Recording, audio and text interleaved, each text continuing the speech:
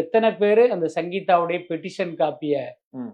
ரொம்ப நுணுக்கமா படிச்சாங்கன்னு தெரியல. ம். நான் படிச்சேன். டிசம்பர் 3ஆம் தேதி சங்கீதா அதுல கையெழுத்து போட்டிருக்காங்க. ம். நல்லா கவனிங்க. டிசம்பர் 3ஆம் தேதியே ம். இந்த விவாகரத்து முடிவை எடுத்து கோர்ட்டுக்கு போறதுங்கிற முடிவை எடுத்து அந்த பெட்டிஷன்ல சைன் பண்ணியிருக்காங்க. ம். ம். அதுக்கு அடுத்து கோர்ட்ல இது எப்படா தாக்கல் பண்ணப்பட்டது அப்படின்னா பிப்ரவரி 24ஆம் தேதி தாக்கல் பண்ணியிருக்காங்க. ம். ம். 3 நாள் கழிச்சு தான் இது வந்து உங்களுக்கு தெரிஞ்சிரும். ஊடகங்களுக்கே வருது. இப்ப ம். நம் கேள்வி என்ன அப்படின்னா, டிசம்பர் மாசம் சங்கீதா கிட்ட கையெழுத்து வாங்கிட்டீங்க.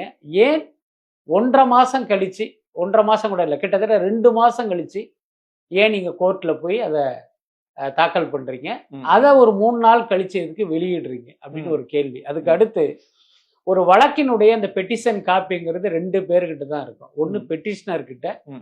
இன்னொன்னு அந்த பெட்டிஷனை வந்து ஃபைல் பண்ண லாயர் கிட்ட. ம். ம். இது எப்படி பொதுவெளிக்கு வந்தது? யார் கொடுத்தது? ம். இப்ப இதையெல்லாம் நீங்க அப்படி தொகுத்து பார்த்தாலே இது வெறுமனே சங்கீதா விஜயனுடைய தனிப்பட்ட விவகாரம் இல்ல. இதுக்கு பின்னால ஒரு பெரிய ம். அரசியல் இருக்கு அப்படிங்கறத நம்ம புரிஞ்சுக்கலாம். ஓகே. இல்ல சார், இப்ப விஜய் வந்து எனக்கு வந்து மன உளைச்சல் ஏற்படுத்தினாரு. அது மட்டும் இல்ல என்னை ஏமாத்தினாரு. அவருக்கு வந்து இந்த மென்டல் டிசார்டர் பிரச்சனை வந்து இருக்குன்னு வந்து சொல்றாங்க. அதாவது முதல்ல புரிஞ்சுங்க. இப்ப நீங்க வந்து ஒரு அடிதடி தகராறு, ம். போலீஸ் ஸ்டேஷன்ல வந்து நீங்க ஒருத்தர் மேல கம்ப்ளைண்ட் கொடுக்க போறீங்க. ம். ம். இப்ப நம்ம 2 பேருக்குமே தகராறு. என் மீது நீங்க கம்ப்ளைண்ட் கொடுக்க போறீங்க.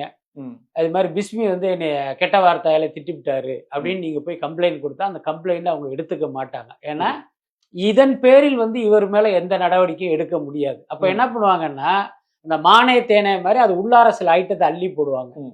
இவர் வந்தாரு, என்னை கொலை பண்றதா மிரட்டினாரு, பயங்கர ஆயுதங்களா கையில வச்சிருந்தாரு அப்படின்ட்டு பாத்தீங்கன்னா நிறைய டெம்ப்ளேட்டான விஷயங்கள்லாம் அள்ளி போட்டு நம்ம கிட்ட இருந்து ஒரு கம்ப்ளைண்ட் வாங்குவாங்க. அல்லது நம்மள புகார் கொடுக்க தூண்டுகிற வழக்கறிஞரோ யாரோ பாத்தீங்கன்னா இந்த மாதிரி வார்த்தைகள் எல்லாம் அது உள்ளார அள்ளி போட்டு அந்த கம்ப்ளைண்ட்டை கொடுப்பாங்க. அதன் அடிப்படையில தான் எஃப்ஐஆர் போடுவாங்க. இவர் பாத்தீங்கன்னா கொலை முயற்சி ஈடுபட்டாரு, உயிருக்கு அச்சுறுத்தல் ஏற்படுத்துற மாதிரி இவருடைய நடவடிக்கை இருந்துச்சுன்னா அந்த எஃப்ஐஆர்ல குறிப்பிடுவாங்க. ஆனா நடந்தது என்ன? ஒண்ணுமே கிடையாது. உங்களுக்கு எனக்கு ஒரு சின்ன பிரச்சனை, அவ்வளவுதான். அதுக்கு ஒரு சட்ட நடவடிக்கை தேவை அப்படிங்கும்போது இந்த மாதிரி விஷயங்களை அள்ளி போடுவாங்க. கிட்டத்தட்ட டிவோர்ஸ் வழக்கிலும் இதுதான் நடக்கும்.